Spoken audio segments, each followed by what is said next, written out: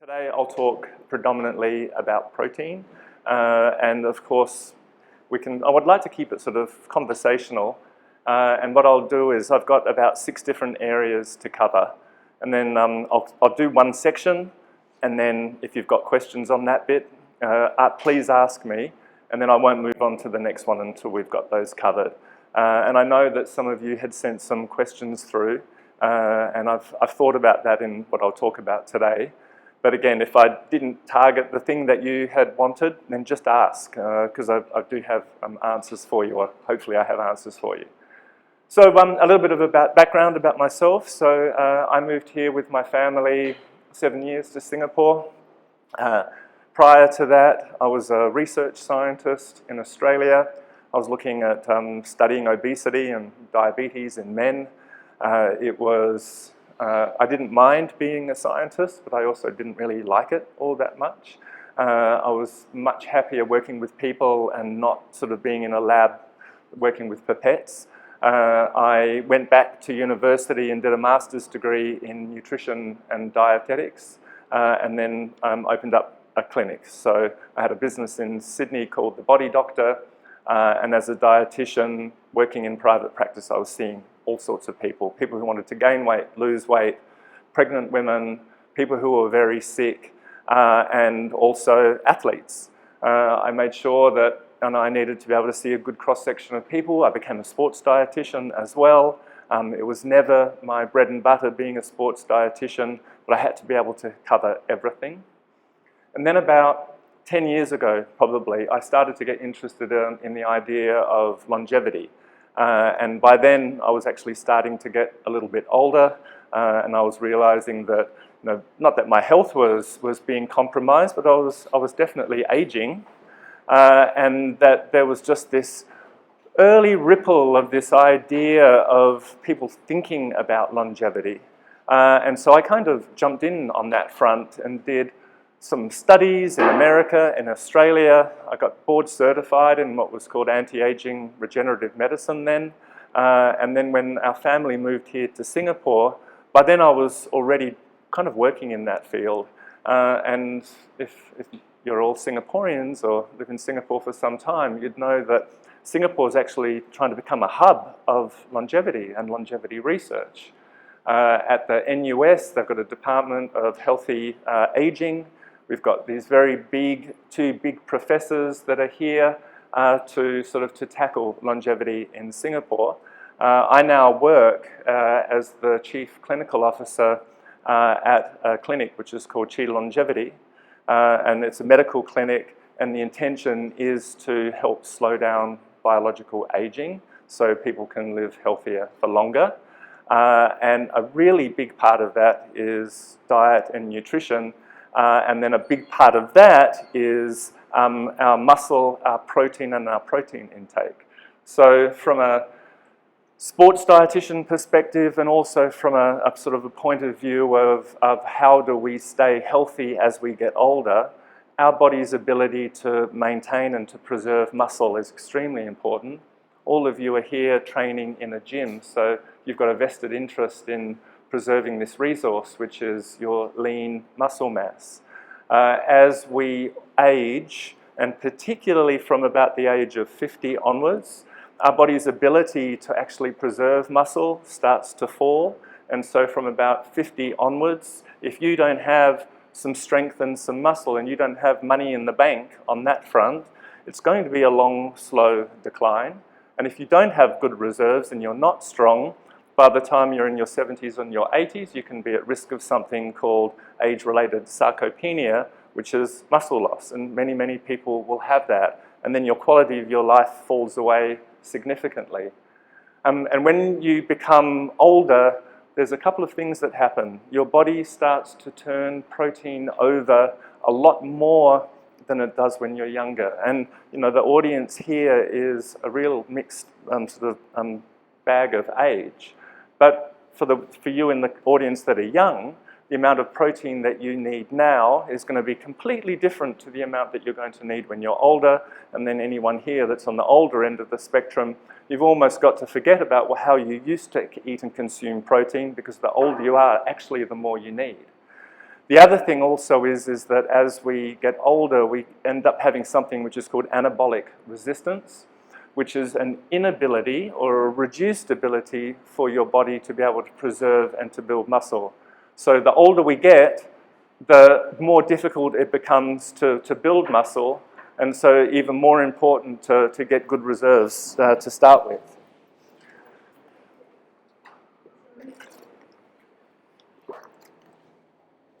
So very quickly, again, I'm not going to say things that you don't already know, but protein food, red, white meat, fish, seafood, tofu, tempeh, legumes. Some whole grains are quite high in protein. Nuts and seeds are quite high in protein. So there's a good range of plant and animal-based protein. When you, I believe that particularly if you're interested in strength and conditioning and building muscle, we need some type of nutritional planning, and that your protein intake and how you consume protein is a foundation on that front. So then if you take protein food, what happens? Our mouth digests a little bit, finds its way into your stomach. In your stomach and in your small intestines is where protein is broken down, and it's broken down into amino acids. Those amino acids now circulate through your blood, and they go to various tissues, and they do different things. So obviously those amino acids can then be used to build muscle, so muscle protein synthesis. Those amino acids can be built up to produce other proteins, and our body uses proteins for so many different functions in the body, for hormones, for structural growth, to build other tissues, to repair. Right? So the protein that you eat is not just used for building muscle, and that's how it finds its way in. In humans, we have 20 different amino acids, and 11 of them our body can make, and then there's 9 that we have to have, and they're called essential amino acids. And that means that we need to get amino acids from our diet, or protein from our diet, and because of that, we have something which is called the recommended daily intake, RDA, for the amount of protein that you need. So now a little bit of numbers. So I'm saying here that we need a certain amount of dietary protein in a day, and that there's this recommendation, RDA. And the recommended amount is 0.8 grams per kilo of desired body weight, which is the amount that's needed to stop something called negative nitrogen balance. That's the minimum amount that you need to sustain what you have, and it has no real indication to what might happen as you get older, and no real indication if you're actually wanting to build something. So I don't know how many of you have read or sort of follow things like how much protein should I be eating. If you spend a lot of time on the internet, you might know that it's actually a hugely debated topic, and that depending on who you're talking to, they're going to say how much you think that you should need and shouldn't. And from my perspective, 0.8 grams of protein per kilo desired body weight is essentially too low. But I just want to give sort of some interesting information on that front. There's researchers that will tell you and will show you data that actually having a lower protein intake makes you live longer. And so when we look at mice studies, if you have a low protein diet, mice live longer. And so then some researchers will say, well, then humans should have a low protein diet and they'll live longer. And maybe there's an argument to that. However, mice studies, you have to remember, they're living in a cage. They don't have to fend for themselves. They exercise a lot less than they would normally do because all they've got is a little wheel to spin around on. And they've got no predators. So they technically could perhaps waste a little bit, and being more weak and more fragile is not really an issue. Whereas, humans in the real world, if we're under-consuming protein and becoming frail, we're going to become sick, and maybe what is extending life in a mouse might not necessarily translate across to humans. There's a very well-known researcher in longevity medicine called Walter Lungo, and he also says that low-protein diet is a good way or a critical way to help extend life. He has a book, he's got interesting studies, but his studies are in very overweight people who end up eating a lower protein diet. And if you're a very overweight person, quite often you've actually got quite a lot of muscle. So it's almost like they can afford to lose a little bit of muscle. And so maybe that just doesn't relate to everybody else. So even though there's researchers in the field saying that low protein is a good way to live longer, there's a counter to that, which is these studies might not necessarily translate to humans well. So if 0.8 grams of protein per kilo desired body weight's not right, what is it? And this is where people will cherry pick and start to kind of come up with numbers that suit themselves.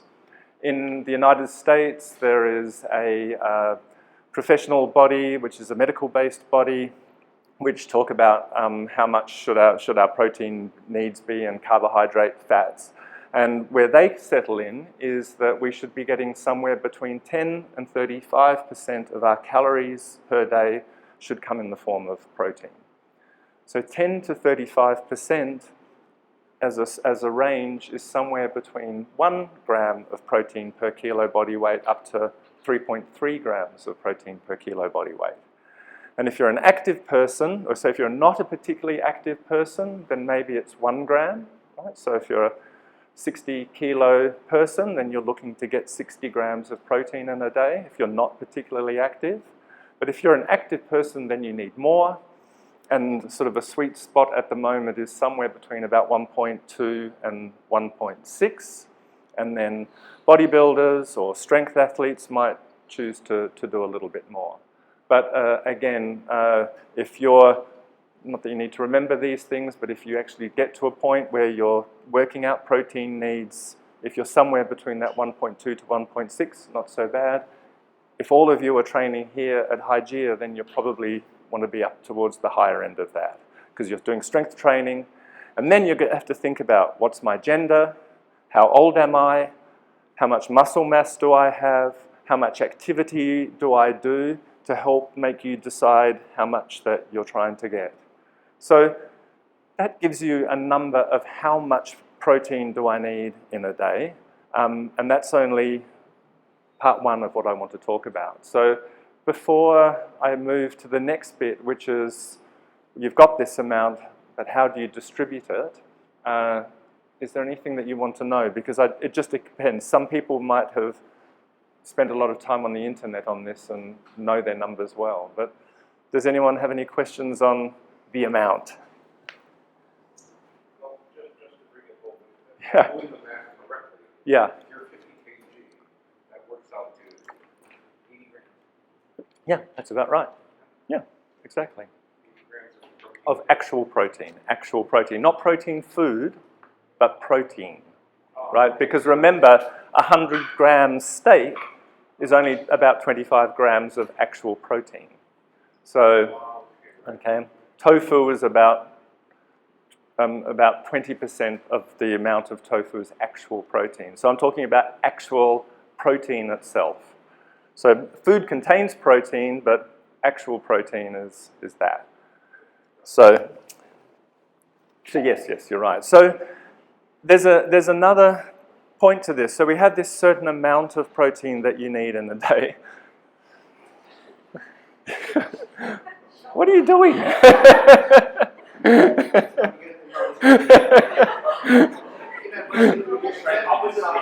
Yeah, very discreet. You're doing a few secret push-ups or something. Okay, so we have this amount of protein that we need, but there's something else that protein does. So amino acids, when they're broken down, they actually also act as a signal, all right, to something which is called, muscle protein synthesis, MPS, right? So yes, you need a certain amount of protein in a day, but also in order to actually build muscle, you need a signal for that to happen. And as it turns out, the amino acids that break down amino acids give us that signal. So if you are somebody that is, now know I need to eat this amount of protein, and we now know that protein itself acts as a signal to build, right, which is the anabolic process of it, how do you then distribute your food? So somebody who only says, I only eat one meal a day, first of all, are you going to be able to get all your protein needs in that one meal? And I'll talk about that in a moment, but there's a likelihood that that may well not be the case. And then it also means that if that's kind of only once in a day that you're getting a signal by the body to produce muscle, okay, to get that muscle protein synthesis. So it's not surprising that bodybuilders tend to talk about eating a reasonable number of protein meals across the day, because now you're getting a signal of muscle protein synthesis across the day, so that you're putting yourself in a net anabolic mode. So that distribution becomes interesting. We now live in a world where people are talking about intermittent fasting and time-restricted eating. So you've got to start to think about that, because if you're doing a lot of fasting, then you are going to limit the number of times in a day that you could consume protein. You might limit the amount of protein that you're going to have, and are you shortchanging yourself for what it is that you're trying to achieve? So if, again, I'm just going to kind of delve a little bit layer by layer into different things about protein and muscle protein synthesis. But so if we think about distribution, the other thing that we also know is that the body has sort of has what's called sort of a set rate of how much muscle synthesis you can actually do. And it's sort of limited by that signal. And there's this common research up until quite recently suggested that you needed somewhere between about 20 or 30 grams of protein to make that signal work. And so that's sort of where the conversation has sat until very, very recently, is to say, if you're thinking about consuming protein foods, you're trying to distribute it through the day, you're trying to get it in amounts of 20 to 30 grams, and that eating more than that's not going to help. So again, I kind of wanted to introduce a few different concepts in today. So now I want to introduce is to say, well, when you're consuming protein foods, they break down into amino acids, and then certain amino acids give you the signal. One of the biggest signals is an amino acid called leucine, so I just want you to remember that. So leucine is one of the key signals. Leucine targets a nutritional sensing pathway, which is called the mTOR pathway. And the mTOR pathway we know is linked to aging. We also know that and so this is where protein and aging sort of fit hand in hand. But what we need to remember here is that it's leucine that is giving one of the key signals to make our body produce more or to be able to have good muscle protein synthesis. And there's sort of an amount that you need to have. We used to believe, because I don't want to give you old news, because I don't know how much, some of you might be protein nerds, but what we believed was you needed about 20 or 30 grams worth of protein, and that if you had more than that, then the body can't use it, and it starts to use it for other things. It uses protein for fuel. And we don't have a very good way to store amino acids. You can store excess carbohydrates as glycogen. You can store fat in adipose tissue. Amino acids, we don't have a storage site for it. Yes, you can get it from muscle, but that's the last place that you want to take it, right? So the belief has been that if you consume more than about 30 grams of protein, because remember, you're trying to get your protein needs through the course of a day, if you have more than that, it's actually getting burnt off as fuel, so there's no point in having any more. But new research is suggesting that that might actually not be true, that there may well be much, much higher limits, and in fact, maybe there is no limit to the amount of protein that you can consume in one sitting, but it's going to depend on the quality of the protein, the bioavailability of the protein, and a whole host of other things. which I do want to talk about in a minute. But so we have an idea now that maybe there really isn't an upper limit, but we now need to think a little bit more about the kind of protein that we're eating. But there is also, on the flip side, can you eat too little?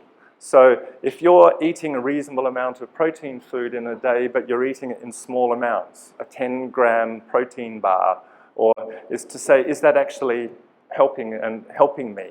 And actually, if you have too little, your body's not going to be able to get that signal to say muscle protein synthesis. There's not enough leucine to do the job. So what we know from research is the amount of circulating leucine needs to double in order to get muscle protein synthesis to do its job well, right? So eating too little protein, not great for muscle synthesis, even if you're eating small amounts through the course of a day. 25 to 30 grams guaranteed that you're getting muscle protein synthesis. Maybe you can have more. And then it also means that if you can have more, then you may actually have these longer anabolic windows. So rather than just 2 or 3 hours around a meal having this peak in muscle protein synthesis, it might actually be 4 to 6 hours. Or if you time it right, you might have yourself in a net anabolic range all day. So that's sort of newish, very newish research. So that's how much protein I need in a day, distribution of protein through the day, understanding that leucine is an important amino acid, and that we now have to be careful about too little, and that there's actually a little less concern about too much. So that's the next bit done. Are there any questions on that side of it? And am I getting too technical yet? Or is it still interesting? Still interesting? Okay. Yep. Yeah.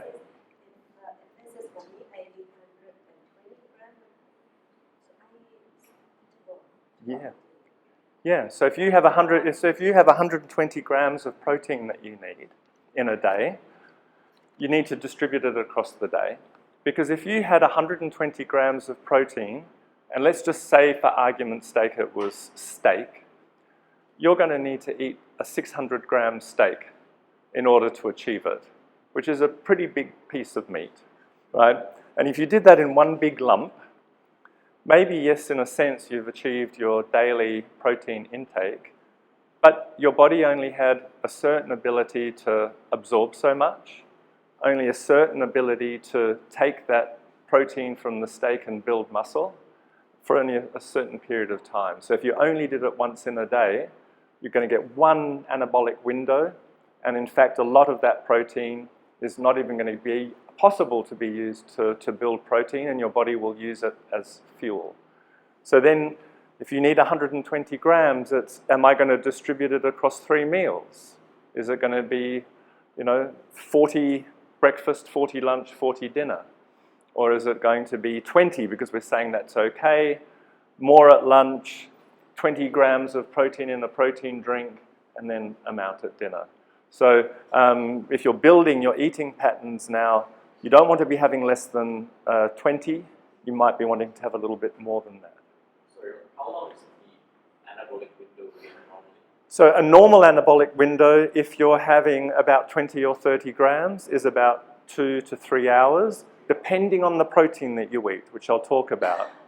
If you're eating a larger volume now, and you're really thinking about protein quality, you can have an anabolic window that might be 4 to 6 hours. Right? So it can be significant. Yeah? Yes. Yeah, how do we know that which food is high in leucine? Right, so animal protein contains reasonable amounts of leucine. Plant proteins also contain some leucine, but a little bit less of it. And this is only one part of many. So if you really are digging deep into understanding and wanting to do things, you actually need to get to know chicken And if you eat beef and if you eat seafood, you're going to want to know the amino acid profile of those different foods. Or if you're taking protein powders, you're wanting to look, right? Because I couldn't tell you how many grams of lucine is in a chicken egg, right? So once you start doing these types of things, you do need to look a little bit more, or go to an app, or do a little bit more reading and build things. So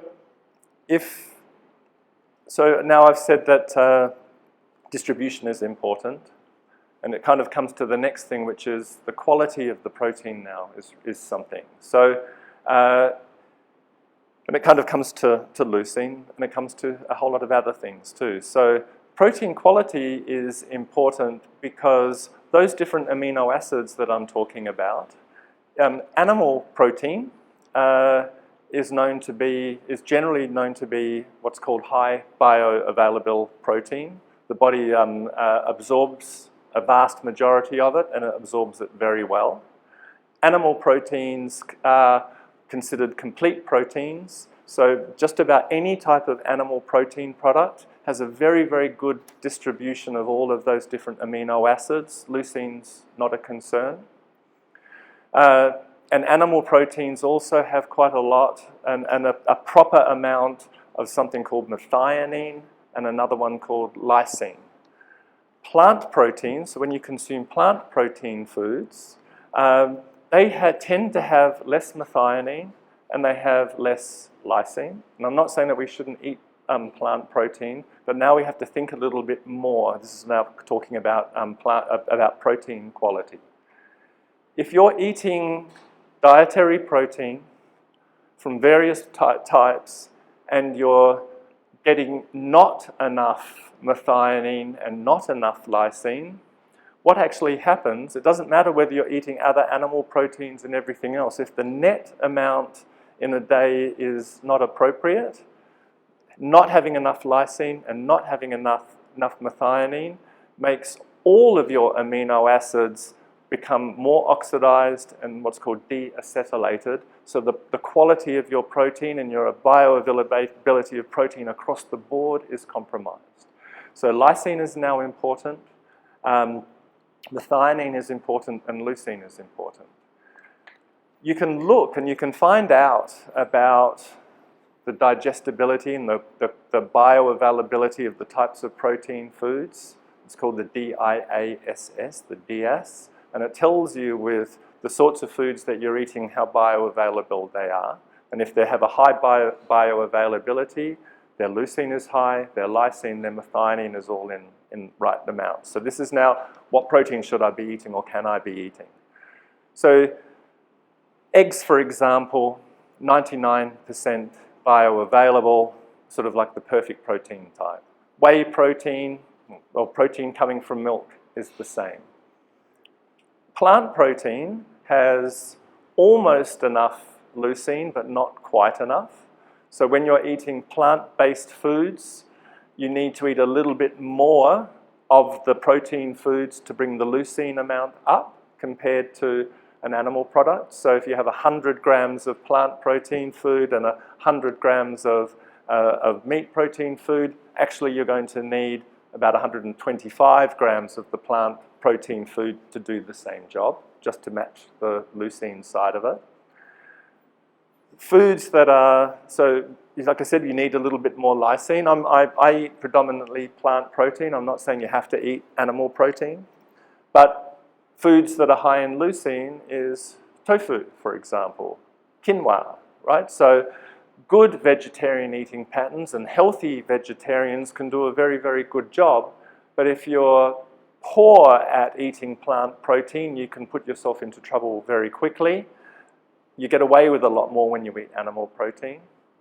Methionine-rich plant foods are Brazil nuts and sesame seeds and sunflower seeds and edamame and lentils.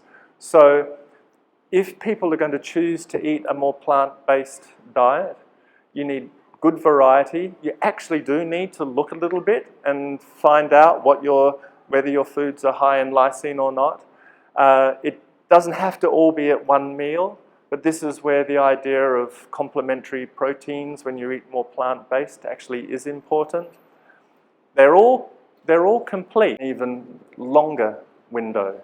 So there's all new things that are starting to happen now with the nuances of protein muscle synthesis, because you can think about fast-acting proteins and long-acting proteins and the type of protein that you're eating in order to try to drive this bigger metabolic window. Casein protein, bodybuilders have known about casein protein for a long time and thinking about it as a slow protein. Casein does that. When you eat protein foods and you're mixing it with other foods, it slows down the absorption. It slows down, and that slowed down absorption means you get a longer amount for further. Unfortunately, if you're doing that with plant proteins, if you're not picking the right ones, you might have a lot of fiber and you might have a reasonable amount of protein, but if it's not the right type and it doesn't have very much leucine, you're just not going to get the effect from it. So that's sort of the very latest area of research when it comes to protein, is that it's the type, whether it's fast, whether it's slow, how is it processed, etc. And like I said, actually, a ground mince patty is better for muscle protein synthesis than a piece of lean steak. Interesting. So that's quality, bioavailability. Anything on that one that you want to ask questions? I'm down to 2 things left after that. Yeah.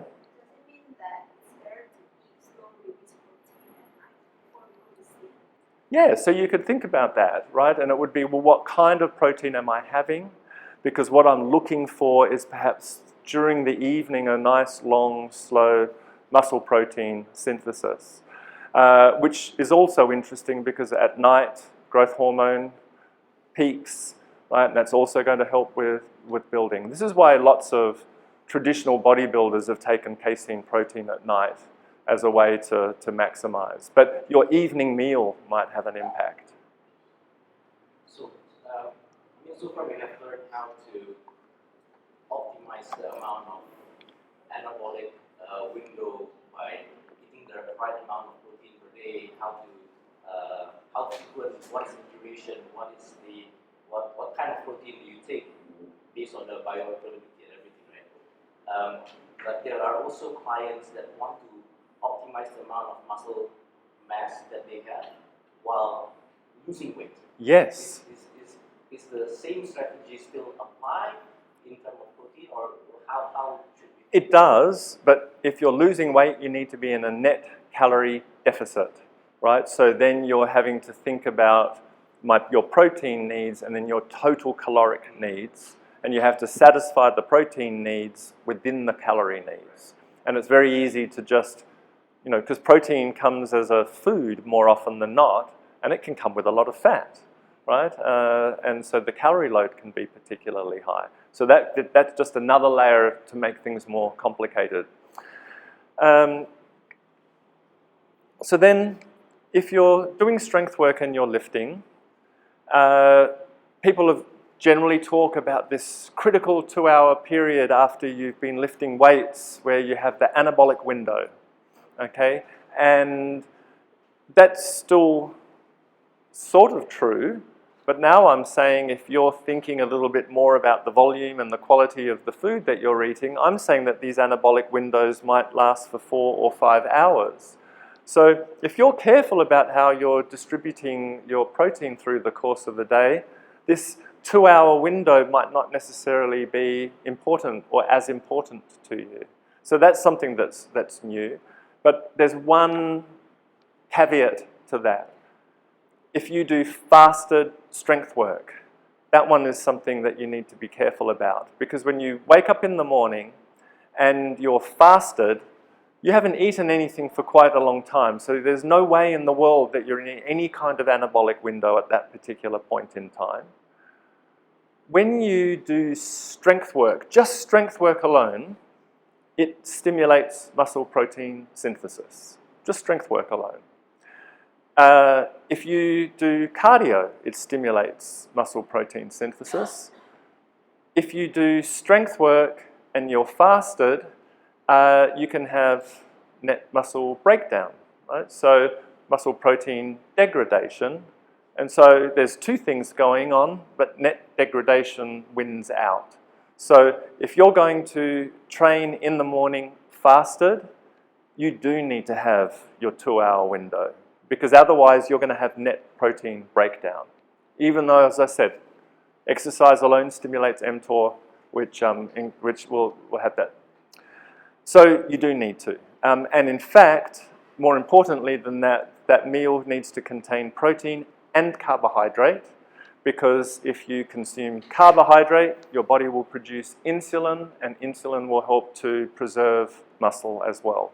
So fasted weight training is fine, but you've lost that window. You don't have that long time frame that I'm talking about. It needs to be nice and narrow. So that's a take-home message. Anything? Yes. So that one I wanted to ask. So basically you're saying before you train in the morning, eat breakfast? No, you can train fasted, but you're going to need to get protein in soon after training. Soon after, right? Some people like training fasted, that's all. If you eat first and then train, that's fine. But some people like to train fasted, or some people like to do cardio fasted, right? But again, if you want to train fasted, you need to consume protein and carb soon after. But it's only fasted. If you train at lunchtime, you've eaten breakfast. If you're training in the afternoon and you've eaten lunch, and if you're careful about your protein needs, there's less push that you must have protein after. Behaviorally, it's just convenient sometimes. I know that when I train, I always have a protein drink afterwards, but I'm a skinny guy who needs a lot of protein. So I do it as a reminder. You finish training, have your protein drink. But for many people, you don't need to do that. You finish training, you don't need your protein drink. You can wait till dinner, you'll be fine. Right? So, yeah. So my last thing that I want to talk about is, this one kind of goes back, it goes right back to longevity. So the woman who spearheads our longevity clinic is she's a gerontology researcher. She's a very powerful researcher in the aging field, and she constantly is telling me that you don't need a lot of protein intake, and that the advice, she's always catching me on the advice that we're giving, and our clinic is always sort of, is it 0.8 grams, is it 1, is it 1.2, is it 1.5, and she's always erring on the lower side of it. And she says, if you're going to be consuming more, is there a risk of health? So that's my last thing I want to talk a little bit about. If you're consuming higher amounts of protein, what are the risks? And so she always goes to, she's a medical doctor, and a researcher, so you have to respect what she said. And she always goes to the kidney, and she said, are you putting additional burden on the kidney if you're consuming very high amounts of protein? So again, here, if you're consuming higher protein, if you're concerned, what you can do is you can get your creatinine levels measured. It's a muscle breakdown product. You can have something called cystatin C, which is a marker of kidney health. You can know something called your glomerular filtration rate, eGFR, and you can track them, right? So you can say, I'm embarking upon higher protein eating patterns. I want to be sensible about it. Test, intervene, retest. What is my creatinine, cystatin C, and eGFR? And if I increase my protein intake, is it burdening my kidneys? Do they go up? But just remember, if you're already lifting, your creatinine levels are going to be higher. Your cystatin C levels are going to be higher as well, just from the nature of the fact that you already lift. So you have to take that into consideration. But if you're already lifting and then you change your protein intake and you're still already lifting, the number might be a little bit higher, and if your medical doctor is saying, huh, your baseline level is high, it's like, yeah, because I do heavy squats and I do deadlifts, so there's a lot more protein turnover. And then there's, of course, there's other things. If you're thinking about the big picture, if your diet is all protein and it's ketogenic, is that healthy, long-term, short-term? What does that do to your lipids? What does it do with liver function? Right, so they're much sort of bigger things to discuss. But I think honing in on protein, as I said, there's those 3 markers that are something to consider. So that's sort of the breadth of the things that I wanted to talk about. Lifting or not, to sort of summarize, protein needs are important. The older you get, the more protein turnover you're naturally going to have, so more needs to come in anyway, just sake of being older. And then that's last thing is that as we get older, we become anabolic resistant. So your ability to have all of these things tends to fall away just from being older. And it's got to do with hormones and everything else. And one of the things that mitigates it, makes that less, is exercising frequently. So if you lift and get older, if you do cardio and you get older, or it's inevitable that we all get older, you're waylaying that anabolic resistance. So all of you are training, so you're already doing the right things. So that's my protein talk.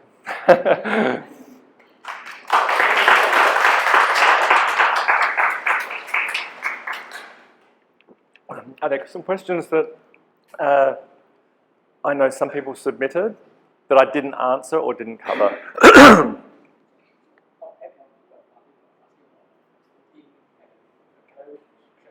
Okay. Actually, I'm trying to lose body fat.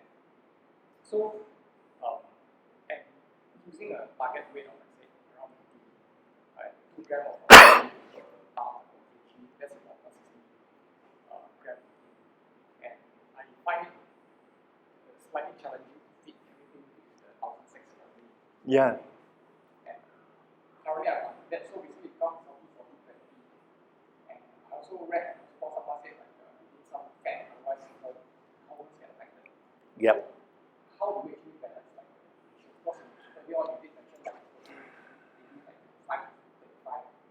Yep. So I'll tell you what's really hard. So what's really hard is to be able to balance protein, carb, fat, and calories if you're trying to play with it yourself, because there's so many variables, and then you increase one, and then the calories are high, and the whole thing gets really difficult.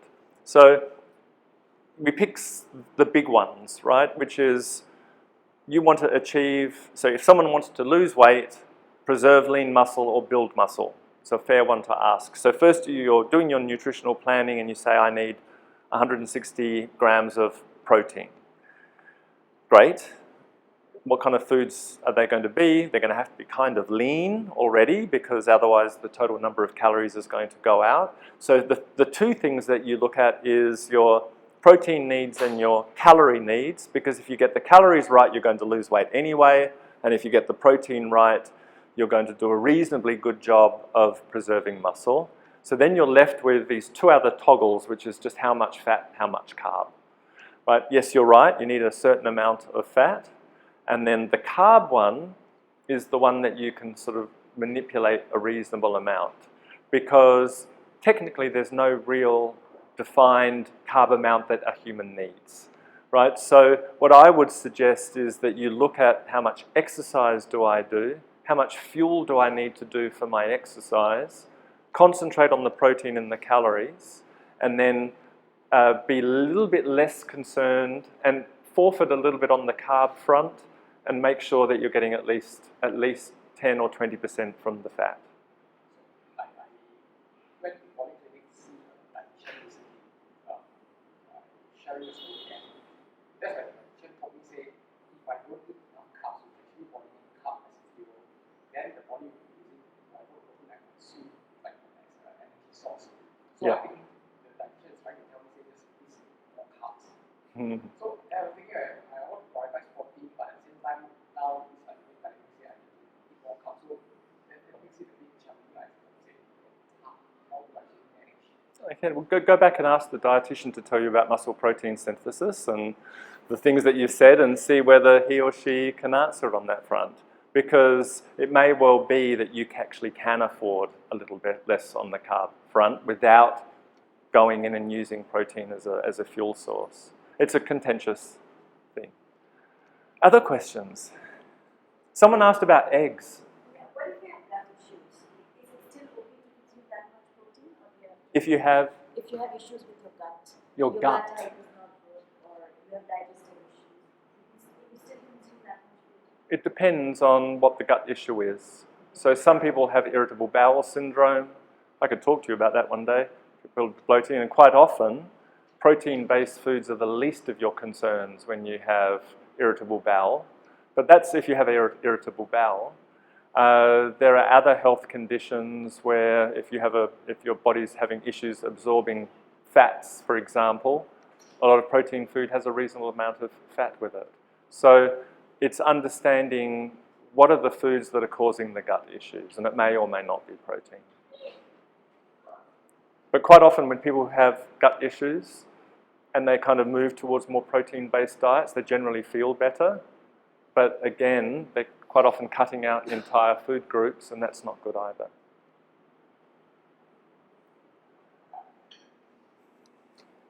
Yeah? I have a question about when you say something about the minced patty Yeah. being a lot.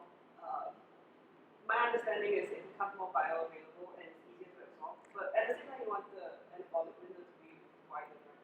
So the main question is, what is the effect that a minced patty has that is not the same as the steak? Is it because of the It's how it's been processed. Exactly. So the grinding process actually has an impact. Yeah. Yeah, it actually has an impact. And then if these other things have been added, because if you have just a lump of pure protein, it's going to be absorbed a little different if there's a little bit of fat with it. Fat and protein together slows down absorption. And then you have a reasonable amount, so you get that bigger, longer window. I'm not saying that you should be eating McDonald's burgers and that was a healthier thing to do. But if you did it in the right way, and if you're trying to really manipulate muscle protein synthesis, it's just that's where science is now. It's not just what you're eating, but it's how it's prepared. And we've known that with all sorts of foods. You know, mushrooms, for example, are best not eaten raw, and when they're cooked, there's benefits. Tomatoes that have been cooked release more lycopene, right? So now we're learning that muscle protein synthesis is going to be impacted by how your food is delivered to you. Okay, well, thank you, everybody. Yeah. Thank you.